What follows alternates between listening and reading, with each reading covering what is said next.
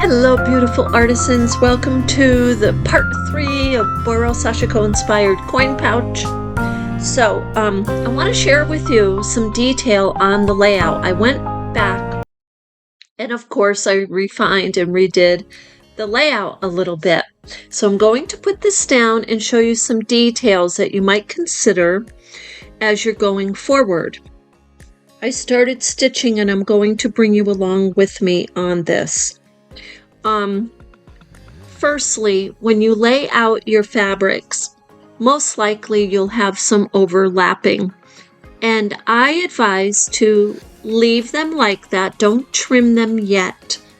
Do your stitching, because the stitching will change the tension of the fabrics. So these may pull in a little bit more, and you'll have much less to trim or nothing to trim. That's one thing to consider. Another thing is, if you haven't overlapped enough and you notice this is especially noticeable after you've done your Sashiko stitching. And the reason is, again, because of the tension. But if that occurs, you simply, even though you have stitched, let's say you've stitched and the whole thing is complete, that's okay. You can take a piece like this and you can add it right on top of whatever that patch is and sew that on too, because that's the beauty of creating Boro. It is mending, essentially. So now to start sewing, and you do not need your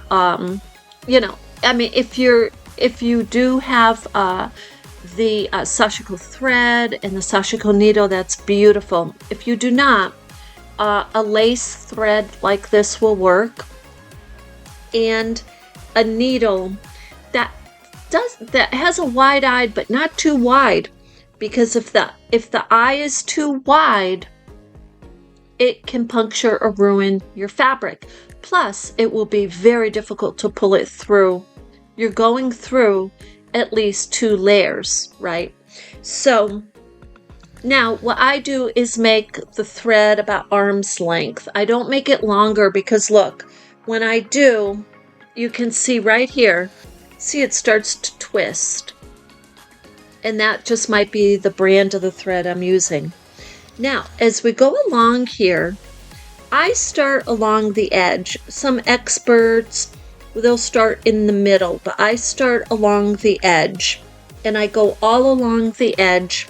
I work from the front side. A lot of people will turn this over and work from the back, and that's totally fine, because the other thing you can do by working from the back is you can put a grid. You can put a grid that allows you to follow a shape, a picture, a certain form, if you will, and then that comes out on the front. So what I do is, mostly for therapeutic and relaxation, is I am working with Sashiko free style stitching. So I am keeping this free, continual running stitch.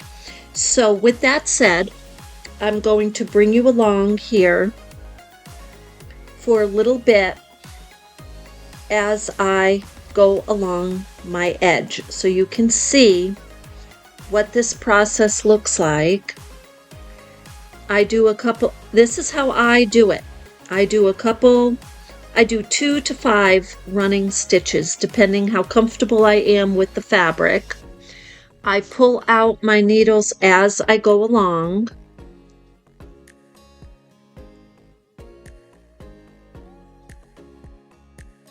And once I get all around the base, the perimeters,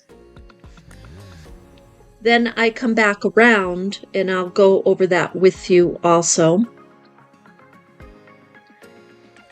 Now, you notice I start in a little bit here, because when we fold this and we start stitching, I have the option to either do another running stitch, which will be fine, or I could do a whip stitch, depending on the style that I want to work with. So I just continue up on the perimeter here.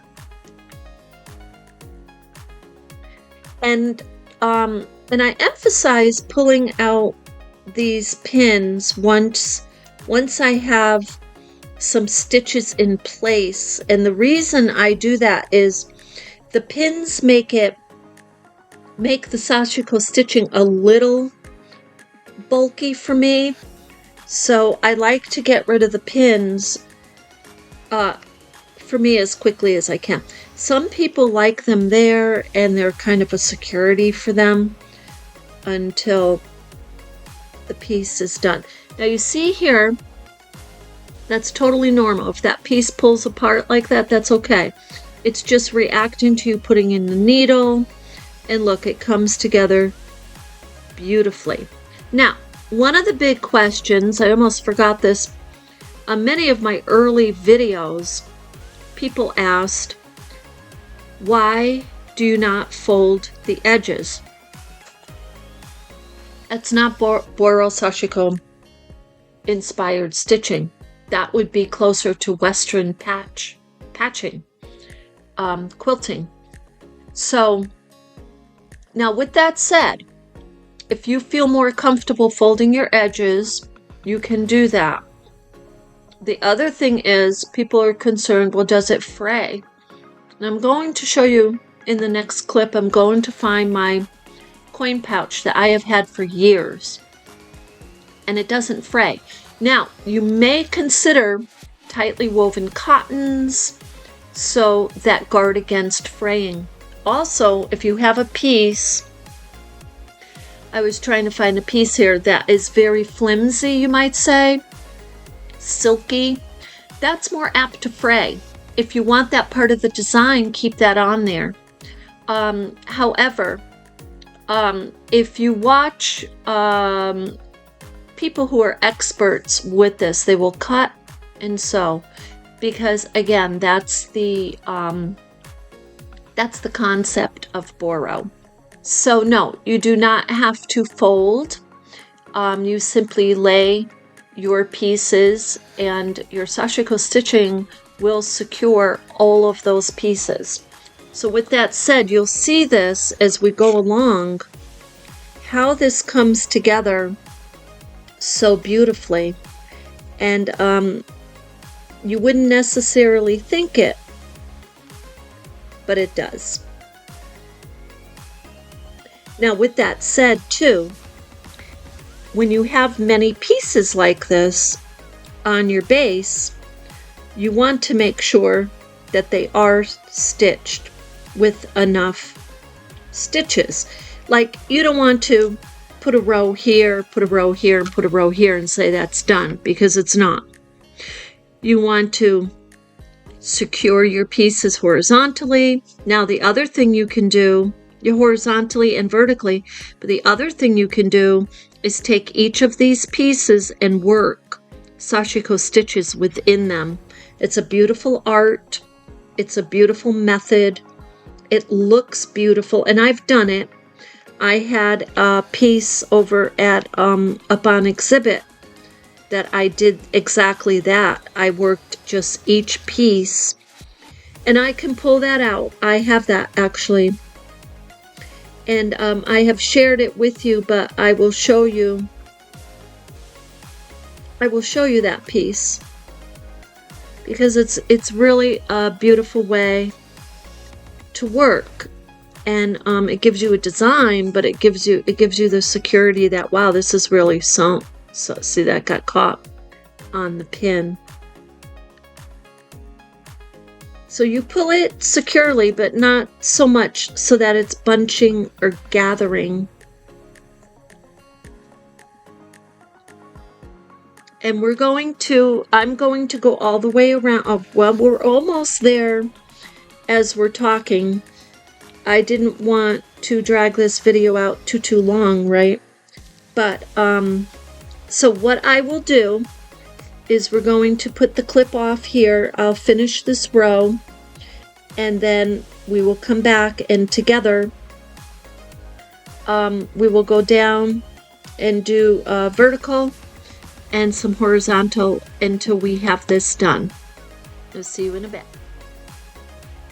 Okay, so we finished the parameter, and I'm going to start rows now. What I do is start about a fingernail space over, and then I actually come back around and I may fill in, I may put more rows depending on what I feel I want to do at that point. But I'm going to go vertically now, and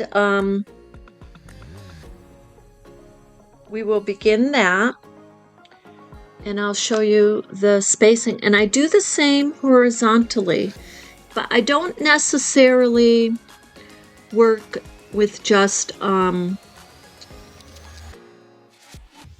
the horizontal and vertical. You can do diagonal if you want. You can do half rows if you want. You could do these full rows of vertical and horizontal. So it depends what you want for your design. And as long as you have your pieces stitched, you're fine. So I'm going to pick this up a little bit here, because this is, if you can see, when you hold it in your hand, it's easier to get shorter spaces. So, shorter stitches, I should say, for a running stitch. I lay these down a lot to demonstrate, and when I'm working, this is how I'm working, but you may not be able to see it as well.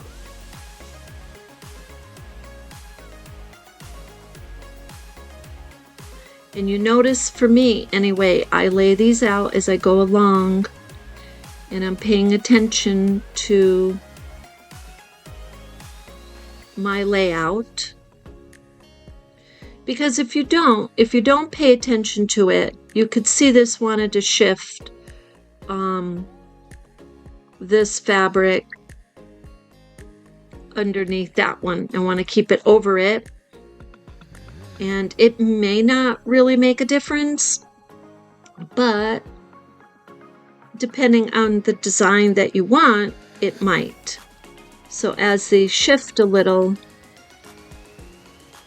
you want to be able to fix those as you go along, because you are picking this up a lot, right? You're picking it up, you're moving it. For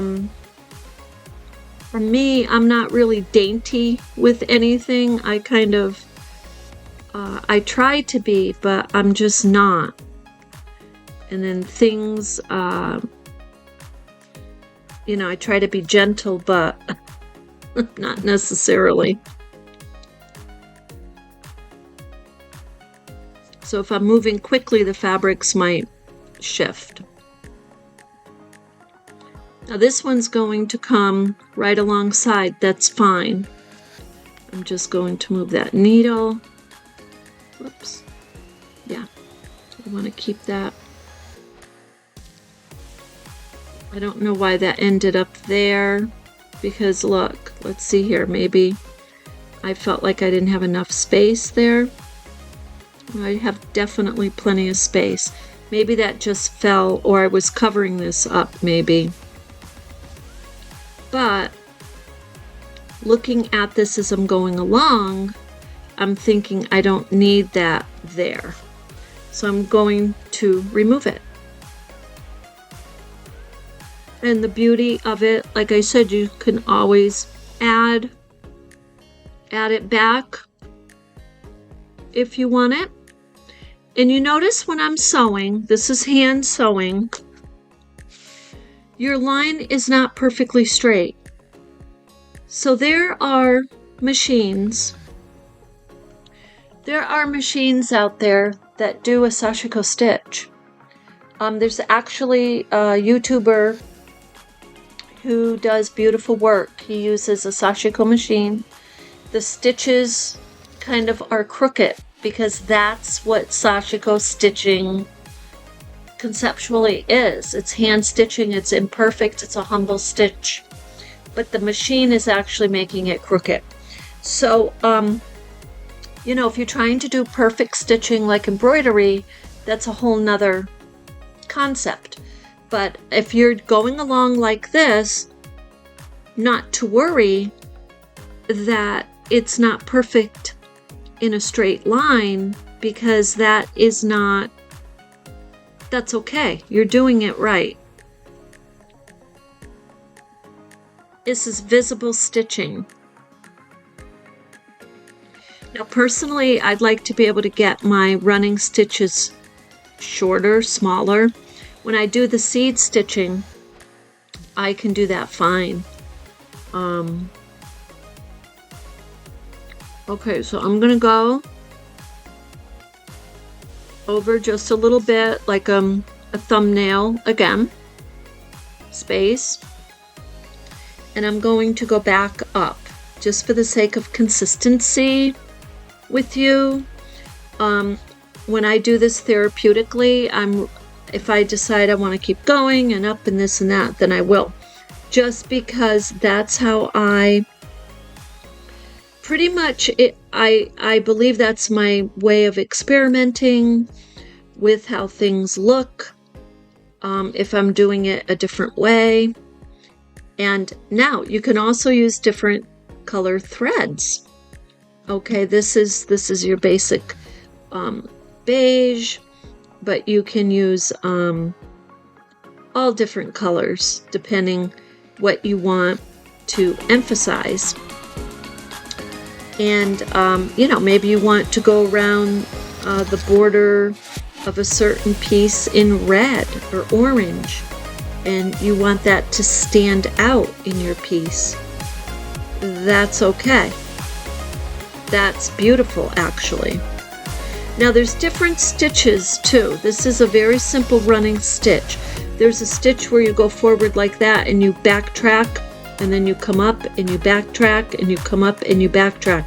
I really like that stitch, but I'm not going to play around with the demonstration here of switching stitches on you as we're going along. Now right here, I just went through, I just want to share this detail with you. I just went through 3 fabrics right here. This one, and this one. Actually 3. That's stacking. 4 if you count the base. So that's why I just did that one stitch. I slowed down, was just careful about that, because I didn't want to pull my design apart. And look, you can see here as we go along,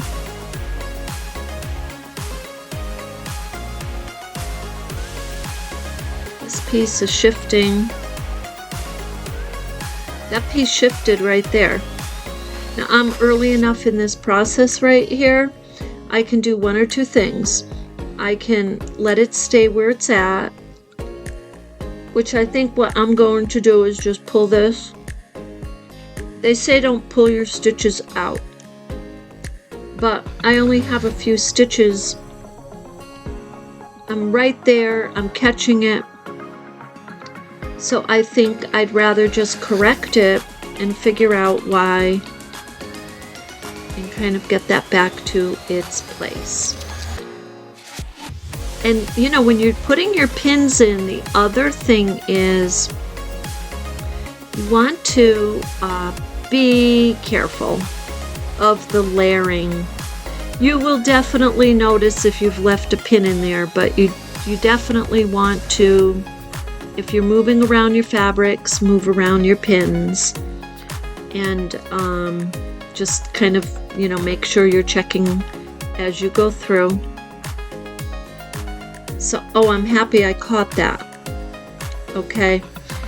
It wouldn't have been a big deal to just add another piece of fabric. We could have done that. So, this is what I'm going to do is I'm going to continue the vertical sewing, and then I'm going to come back and we will do a couple of rows of the horizontal sewing, and then we will complete this piece today. We'll see you then. Okay, so now we finished a lot of vertical rows, but that doesn't mean that these are all the vertical rows that I'm going to do. However, we are going to start the horizontal now, and then I can look at it and decide, okay, do I want more verticals? Do I want more horizontals? And this is what the back is looking like. So you see a more defined margin around your base. And that will even get a little bit more now with the horizontal stitching. So we're going to do our visible stitching, running stitches, and you'll see they're going to cross your vertical stitches, maybe in the middle, maybe at the top, maybe at the bottom. That's okay, unless you are specifically looking to cross your vertical stitches purposely at some point. You don't need really to worry about it unless that is something you absolutely want to do. So I am just beginning. This is free Sashiko stitching, running visible stitch, and I'm going straight across all of my vertical stitches. The stitches may go over, they may go under. The inconsistency of the visible stitching that you're seeing, in my opinion, is what makes it really, really beautiful.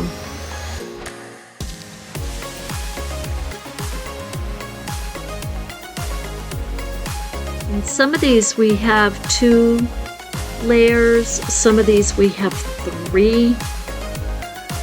And if you do even more stacking than that for your fabrics, you could have 4.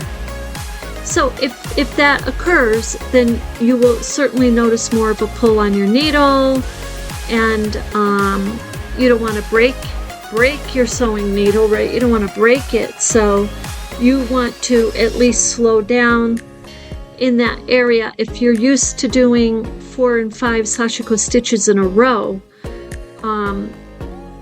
what you might consider if you have stacking is to slow that down, right, a tiny bit. So when you get to those, you may want to, I don't know if you can see that or not, you may want to slow down just so you can get through those layers neatly and nicely without breaking your sewing needle.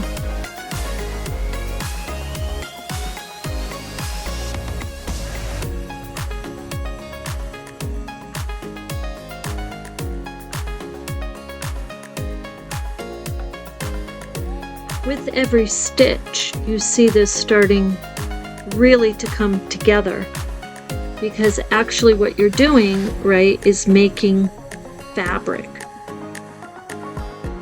You're creating your own fabric with other fabrics. You're creating a garment, you're creating a purse, you're creating a hat.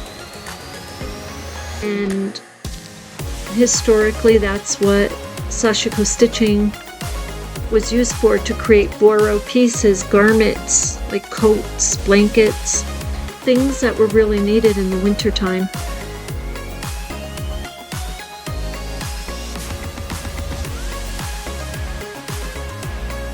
Okay, and I'll do one more row for you so you can see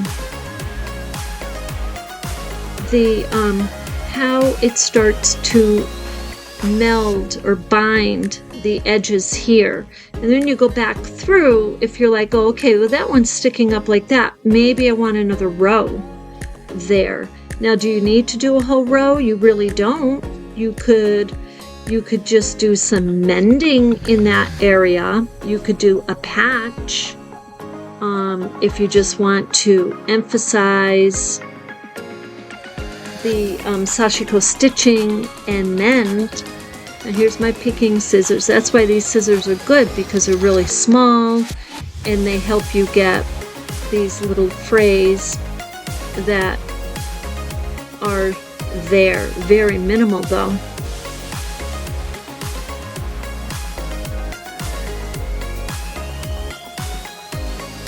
And go straight across here.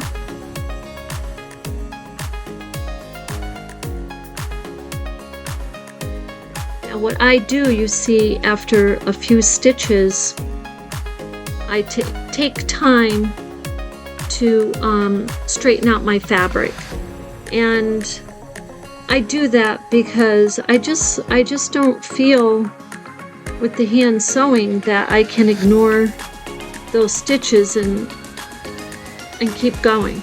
I feel like I absolutely have to stop and straighten them out like that. Check it out. There. And this is how we keep going. Now we're at the end here.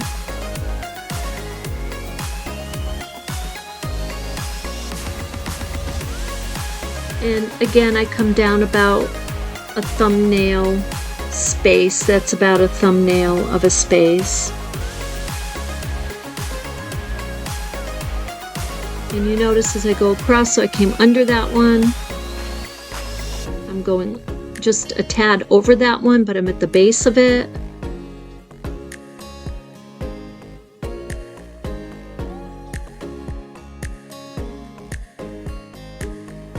And that just looks really, really adorable.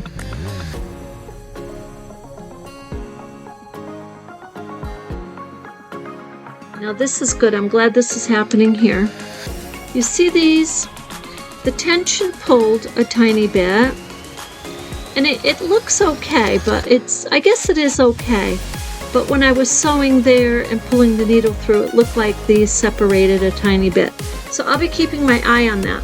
I'll be coming back around. If I feel I need to add another piece to that, and you know, I'm going to show you here. Look. You can add a piece, like a bigger piece like that, or let's say you just want to get a corner, you can add a piece like that. And then what you would do, you could start either another row of your Sashiko stitching, or you could just, in this case, you could just start in the middle and start your rows that way. You know, you can even do circles with Sashiko stitching. So I've done a lot of projects with the circles, and they are on this channel. There's a number of videos. I could do those again because they're probably towards the bottom, and who knows if you'll be able to find them even.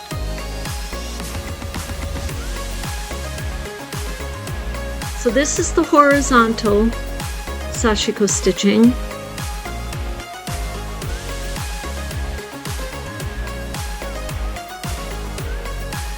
I'm going to turn this so I have that much thread left, so I can do a few more stitches. And the beauty of this too is, look, you can stop in the middle of a row. You do not have to stop at the end of a row with this. You can stop in the middle of a row, tie your knot in the back, re-thread, and then continue that row. That is not going to affect your stitching or the quality or any of it. So this one I am going to bring towards the back here, and if I have enough thread, I'm going to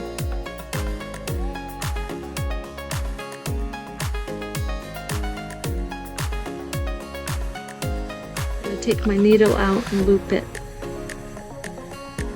See how it starts to twist. If you use more than an arm length of this, really, in my opinion, what I've experienced is it twists. So,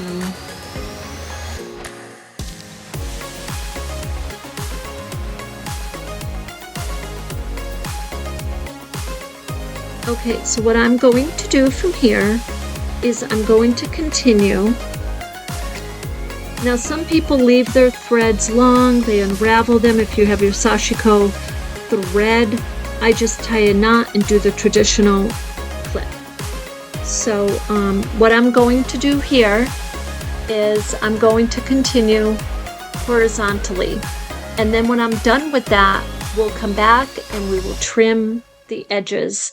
And then we will add our lining, and we're almost there.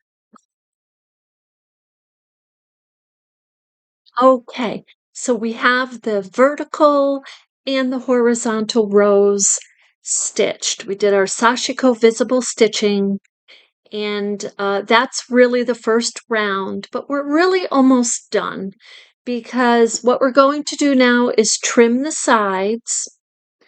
And, you know, if you wanted, you could Sashiko stitch each block. And when I started Sashiko stitching, that's how I did it. I did each block. And, but there's different schools of thought on that. And my experience has taught me when I do vertical and I do horizontal, I get most of the blocks. And if I feel there is one that really needs stitching completely around because the vertical and the horizontal rows just didn't cut it, I will add more stitching. I will go around the block. So with that said, what we're going to do is trim our sides and careful not to get our ties in there. And we'll just trim it right to, you can see how it pulled in. You can see how the tension pulled the fabric in. So it actually affected the size a little bit in that way.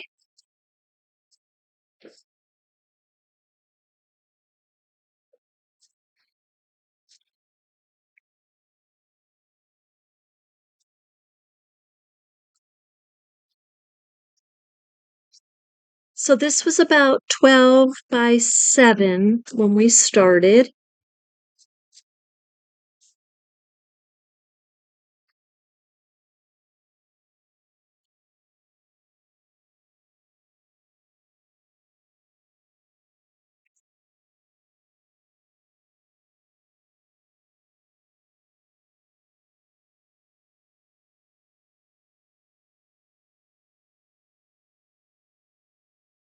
There we go.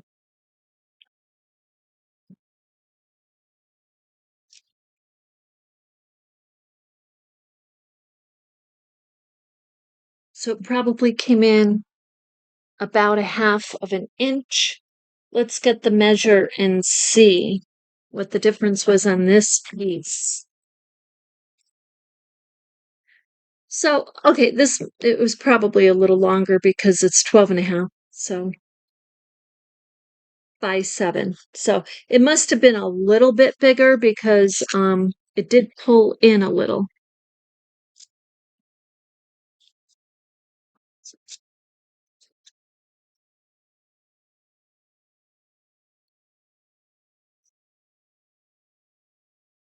Okay, now what I'm going to do next is before I get my lining out and decide the fabric for that, I am going to give this a few more rows of vertical and horizontal, and then we will be back with the lining. Okay, so great. Now we've finished all the Sashiko stitching. Now this is a couple of hours later. So, you know, you really don't want to rush yourself when you first starting out Sashiko stitching, because it does take a little time. Now, depending on the methods that you use. And so now I cut the lining out, and I just pinned the top part because I wanted to show you the back of your denim piece or your base. That can also be a little bit of an indicator for you if you have covered your whole area with Sashiko stitching. Okay, if there's spaces, big spaces here, then you know to go to that area, and you can even stitch if you need to from the back side of your piece. That's perfectly fine.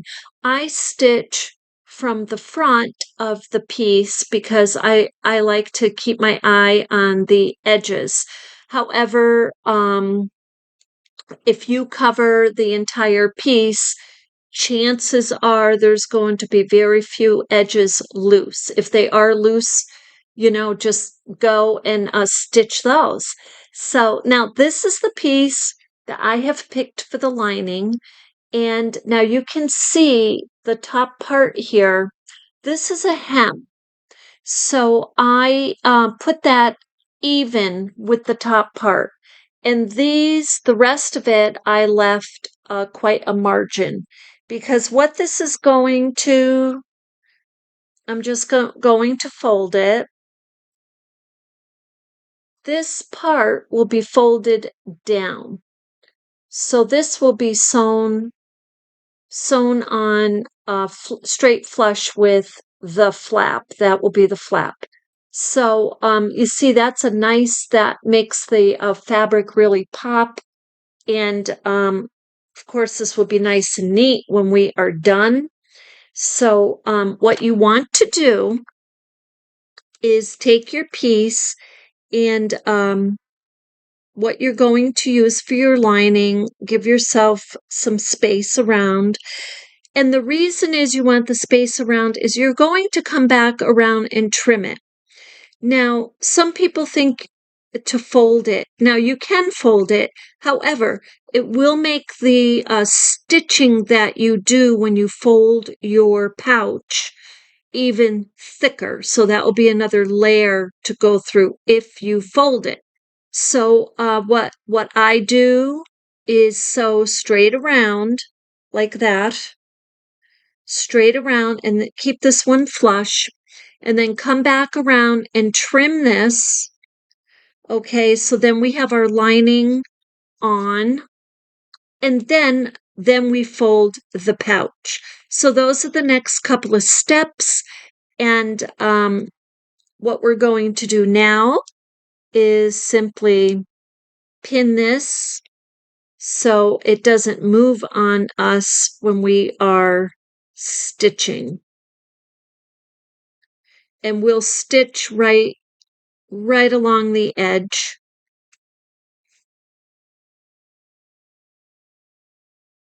And many times what I do is a whip stitch after I fold the pouch and begin putting the pouch together.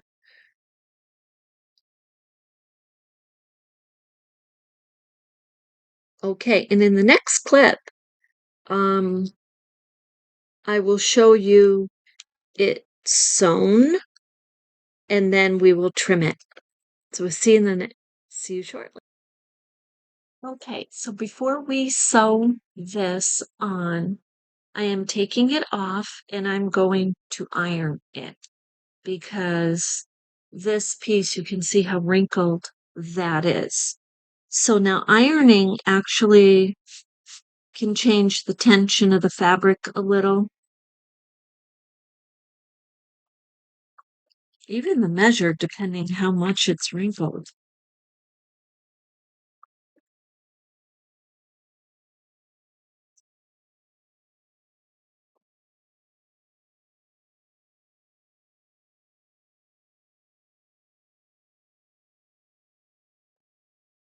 Okay, so this is nice and ironed. So we are going to start sewing it on. So to sew it on, I'm going to put this down so you can follow. You don't start in the back because that will show, and you don't start in the front because that will show.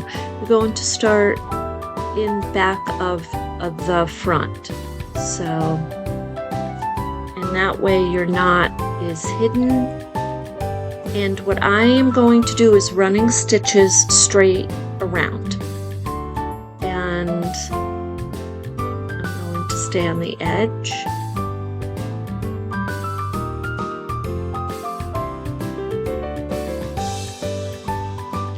Now mind you, this edge is going to be sewn again. So as you get familiar with the process, what you can do is kind of all in one, like you can lay your lining, trim it, fold it, and stitch that way. But for the sake of you seeing the entire process, I figured this is a really good way to do it. And I like this way. I use this way too because I just feel it's neater and easier. I can see what I'm doing with each step. So I'm simply using a running stitch. And we are going to go all the way around. This is really very, very quick process here.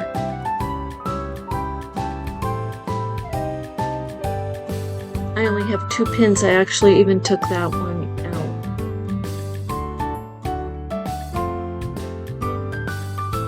Now see, I started to divert away from the edge, so I really do want to stay on that edge.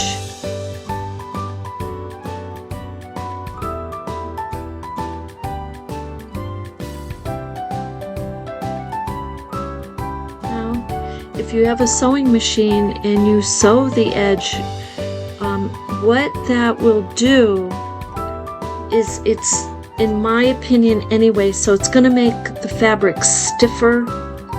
And if you go back, you'll see when we fold this and make our coin purse, it will make, if you're hand sewing it for the effect and for the humbleness of it, of the look of it and the way it's a handmade project. But if you do use a sewing machine, it makes the fabric thicker, stiffer.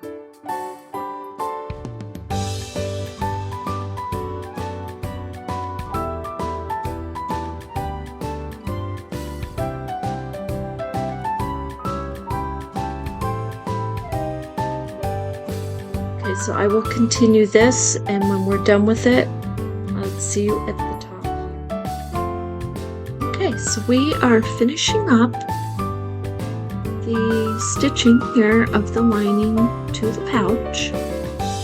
We're at the end here at the top.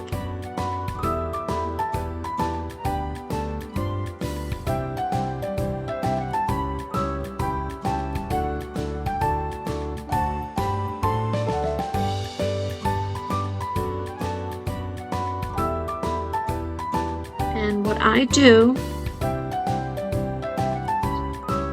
is I bring this under. Now you can do it this way, or you can make your knot here and then simply pull it through the fabric. But I think it's nicer to the fabric to do this. Pull it just like that, make a knot, and then tuck it down there, because this is going to be sewn again. So that will be secure. That's going to be secure no matter what.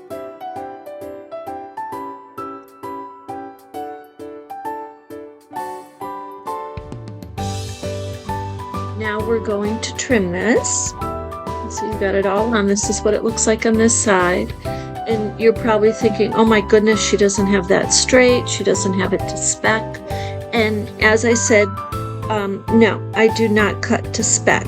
But that's the beauty of this. You can pick the beauty, if you want to do a back-to-back and fold this, like I said, it will make your edges thicker, and in a case like this, that would be really like a nightmare.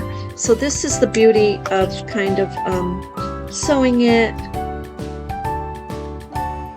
right to the base and then cutting. And I'm cutting it flush with the base now.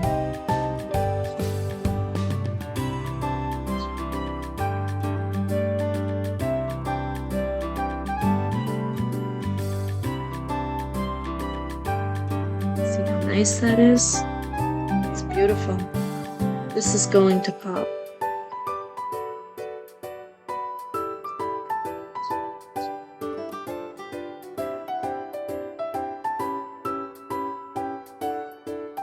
Okay, now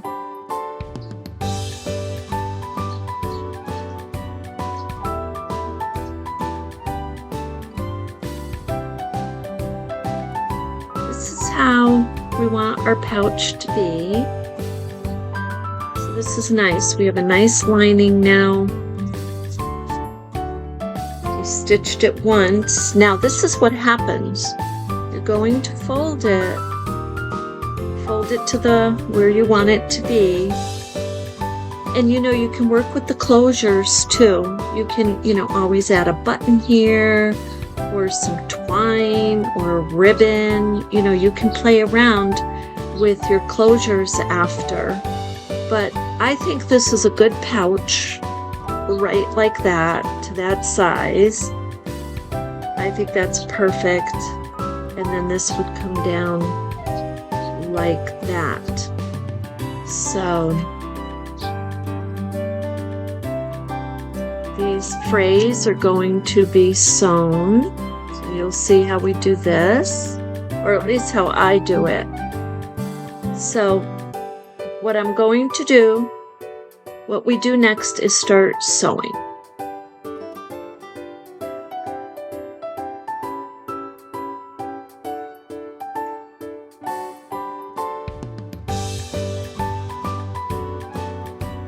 We're going to go straight around.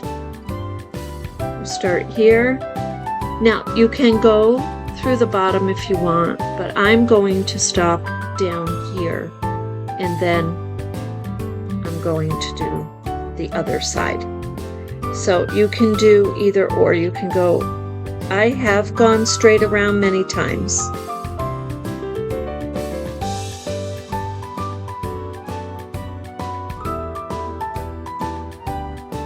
So this is really cute.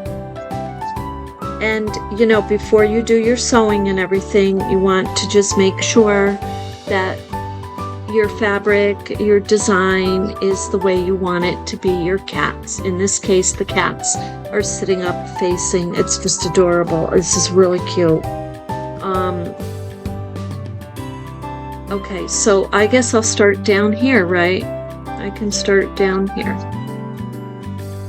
And what I'm doing is a whip stitch. That's the stitch that I'm going to use.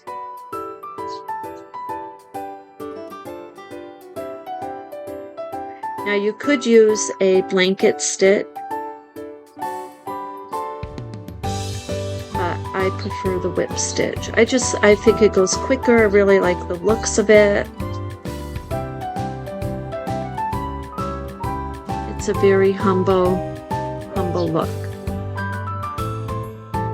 So I'm going to work on the whip stitch on each side.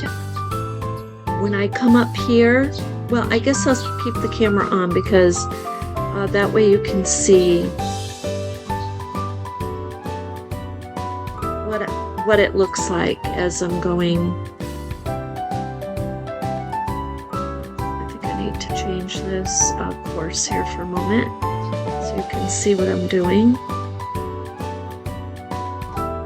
There, that's better.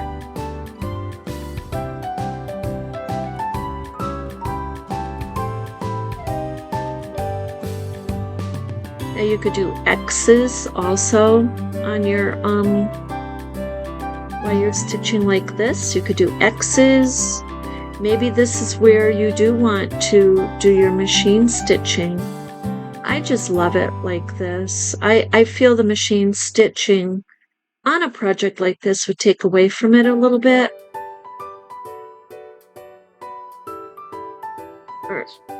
Or it could be adding a style the way you want it.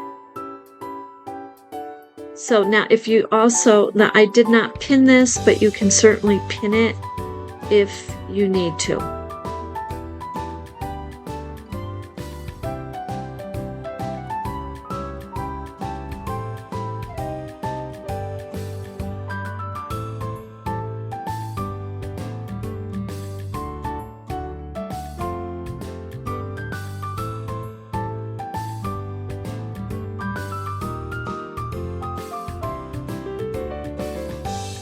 Now, considering that we have a base and the patches and then the lining, this needle goes through pretty easily, beautifully actually.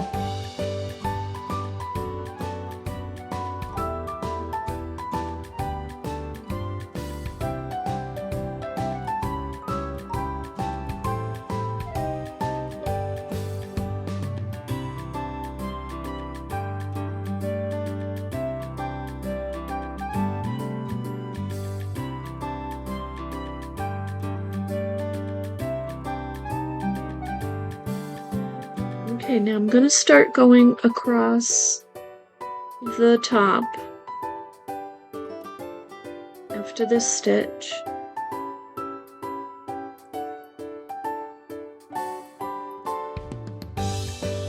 Because I want to just bind my top there. And I'll come back around if there's any thread sticking out. But actually this has got a couple, so I'm going to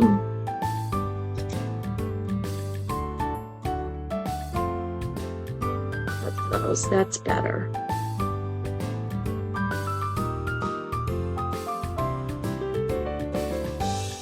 And then I go straight across the top. This moves a little, but it's not going to shift so far out of place that you can't just realign it. You can realign it.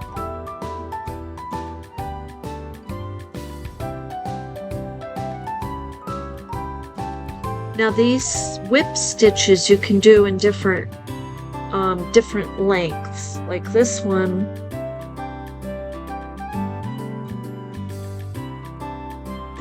these are very long whip stitches, and that's how I wanted it, because that gives like a boho look. So I'm going to continue across here.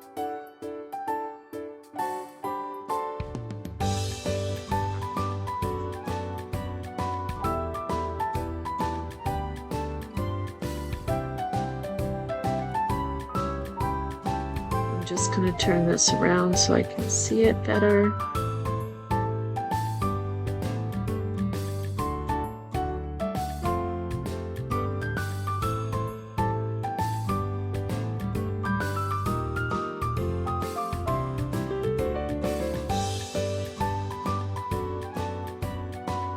What I'm doing is using my first row of Sashiko stitching going across as a marker for me.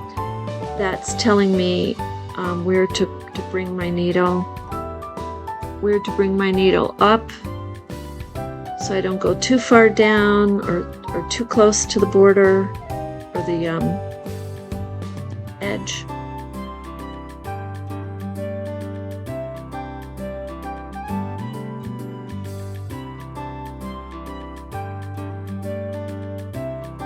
Kind of stop and look at it. That's cute. I love that. See, I love the humbleness of that. Nice and secure.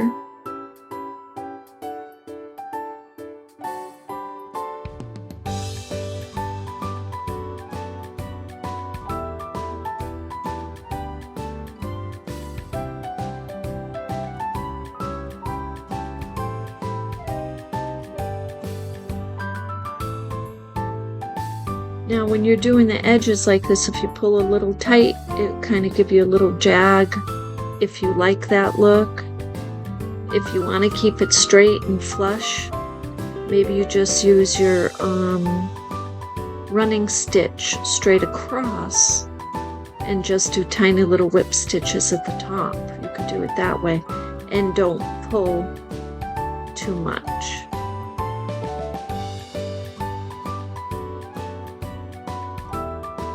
Or too tight anyway.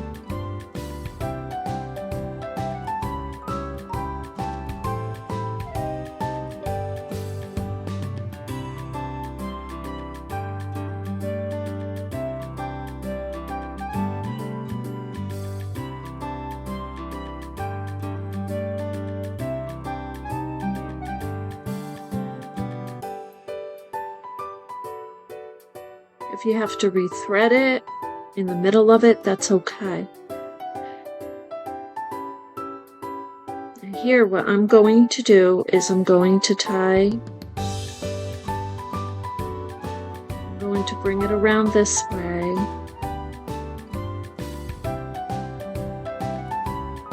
Because I'm going to tie this off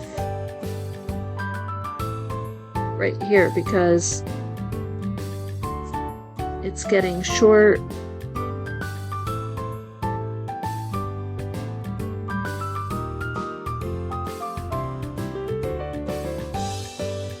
And I'm just going to pull this through underneath the fabric and through the stitches so that does not show and it's nice and secure.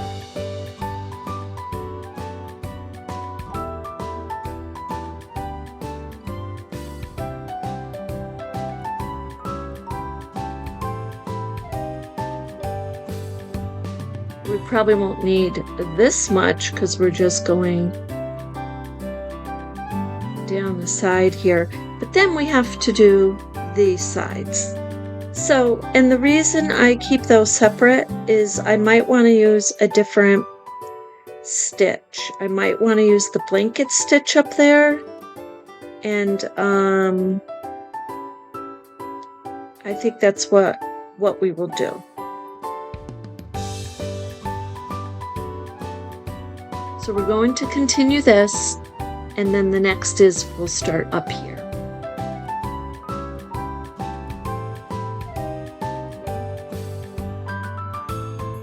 Okay, so I finished all the stitching on the sides and across the top, and I came across the top a second time just to reinforce the corners, to reinforce the edge because that will be touched a lot.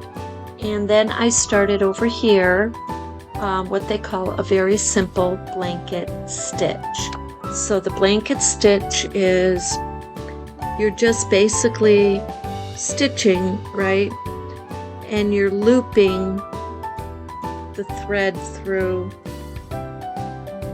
before you go into your next stitch.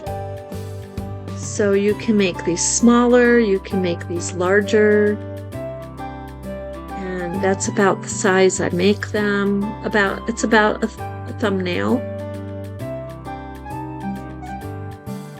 And so before I pull the thread all the way through, I'm looping it in the loop. And see, it just gives it a nice edge there. And so you know what? It's definitely quicker than the whip stitch, but I like the whip stitch. Just for the effect, and I can go back and over it. Like this I went 2 times, so I like that I can do that. Now going on the corner here,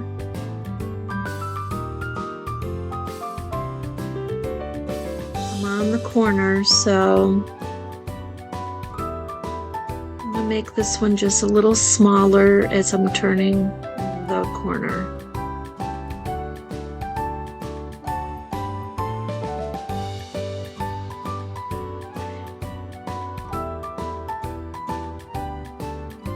And even though I have my hem there, I'm just going to go straight across because that's hemmed beautifully.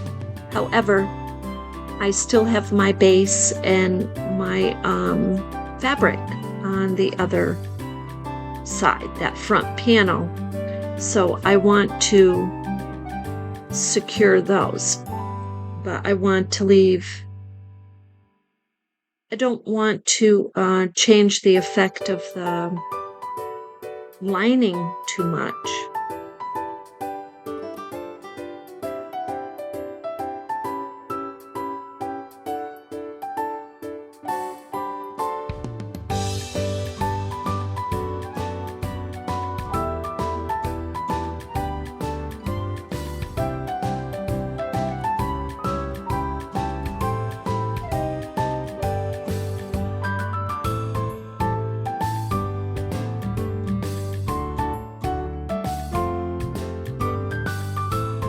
So I'm going to go straight around like that, and then when we come back, we're going to add the twine, and that will be the completion of, and I'll show you different things we can fit in here.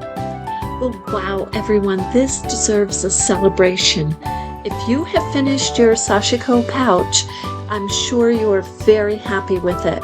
It is just a little humble creation, and it's so adorable. And the fun part is that you can decorate this in so many different ways. You know, I had this little feather even around. Look how cutesy it would be to even add a feather to a cat-themed pouch. I mean, how adorable is that? If you're giving it as a gift bag, you know, there's a number of things you can do. Now, as a gift bag, this particular one, I'm going to show you the difference between this one we made. Now, this came out about 7 inches wide and about 5 inches high. And this one, this other one I did, this came out, where are we here? Yeah, that's about 8. That's about 8 inches wide by 5 inches high. So this one fits my phone. And I didn't make it for my phone, but I just want to show you how it fits the phone. So that one fits the phone. This one we just made, this fits, let's say, a seed packet. How adorable is that? I mean, and you know, these are made from scrap, so they're earth friendly. So there's a lot of messages coming out here. Maybe you make someone a birthday card with recycled paper, and you use this as a gift bag. Now, having said that, the different ways that you can put closures on this, so you can do like this one. I did a button, and I don't know if you can see, this is a ribbon. So it's just kind of meant to tie or wrap around the button, and that will keep it closed. So, and look how cute that is. That's adorable. That's really cute. So that's one way. Another way is a zipper. Another way is, well, ribbon. If you take your ribbon and you cut a piece and put it here, put a little stitch here for a piece and a little stitch here, and then so you can tie it. Or you can wrap your ribbon straight around the back. Now, if you do that, when you stitch, just stay in your top layer of fabrics.